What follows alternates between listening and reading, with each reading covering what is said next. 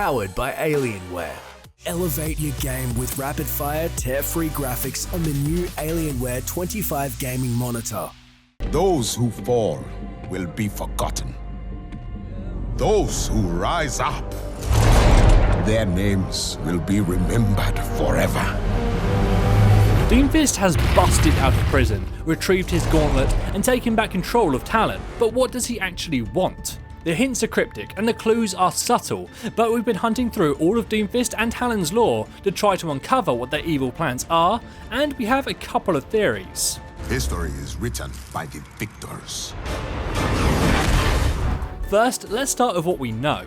It seems that Talon wants to start a war between the humans and the Omnics. It's stated in the Doomfist comic by the Talon councilman Maximilian that war between the two races is all but inevitable, and then in the final page of the comic, Doomfist himself directly says that they have a war to start. So unless this is some extreme misdirection, this tells us what they want to do, but not why. How does a war between the humans and the Omnics benefit Talon, an organisation comprised of both races? It's clearly not about money. In the comic, it mentions that one of Talon's leaders has tried to turn the group's aspirations towards monetary gains, but this doesn't sit well with Doomfist, so he throws him off a bridge. The evidence all seems to show that Talon want to start a war purely for ideological reasons. They believe that only through conflict can they become stronger. Only through conflict do we evolve. This somewhat Darwinian philosophy of natural selection seems to be a driving force behind Doomfist's character, and appears to stem from his childhood. As a young man, he competed in mixed martial arts competitions, and in the aftermath of the Omnic Crisis, he lost his right arm. However, rather than be left weaker by this conflict, he instead replaced the limb with a cybernetic prosthetic that made him far more lethal. Although at this early stage in his life, the strength through conflict ideology may not have been fully formed, it was certainly in his nature, and when he was recruited into Talon, his personal experiences resonated with their ideology. This is likely part of the reason that Doomfist rose through the ranks of the organisation to sit on its council, and killing the previous Doomfist and taking his gauntlet probably helped. I'd have gotten my feast sooner if it wasn't for those meddling kids. Now, this is where things start to get really interesting. If Talon was a group comprised entirely of humans, it could make sense that they would want to start a war to destroy the Omnics and make humanity more powerful, but that isn't the case. The council consists of both Omnics and humans, but there is something interesting about all of the human members of Talon that we know about. They all have some kind of augmentation.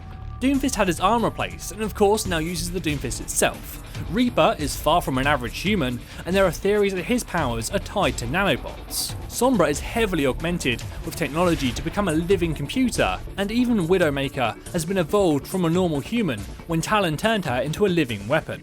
Could this be what Talon actually wants? To blur the line between the two races by forcing humanity to become more like the Omnics themselves. The machines are already very human, they feel emotions, and some even have religious faiths. If the humans became more machine, would there really be a difference between the two? Doomfist has an interesting line about this with Zarya. Human strength will only get you so far.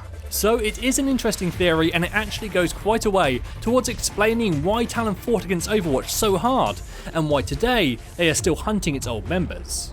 Overwatch acted as a barrier for both humanity and the Omnics. It was established by humanity to end the war, but after the mission was complete, they began to focus on maintaining peace around the world.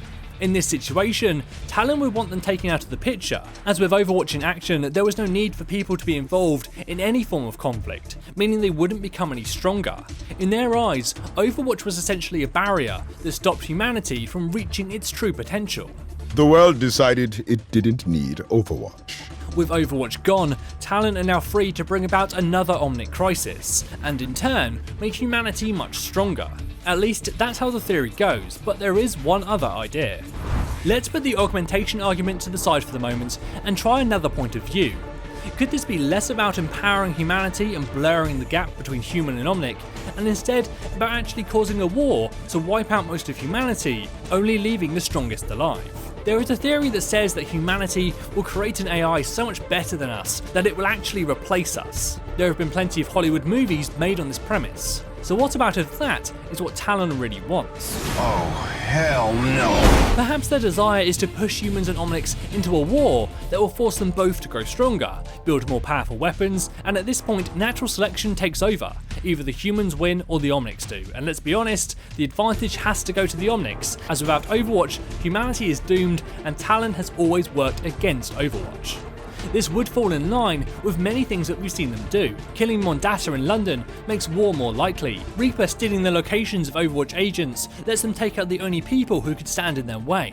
The one thing that doesn't line up is the attempted assassination of Katja Volskaya, but we actually learn that Doomfist is pleased that they failed. He says that she will keep the fight going and is of more use to him alive than dead. If this theory is correct, perhaps Doomfist believes that he and the other strongest humans and machines will be all that remains when the fighting is done. Or perhaps Talon aspire to step in as rulers after the war.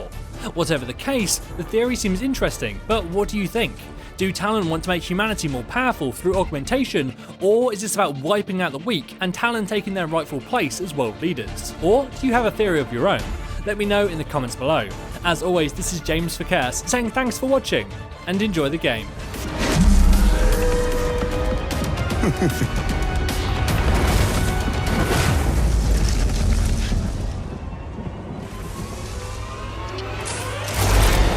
It is good to be back.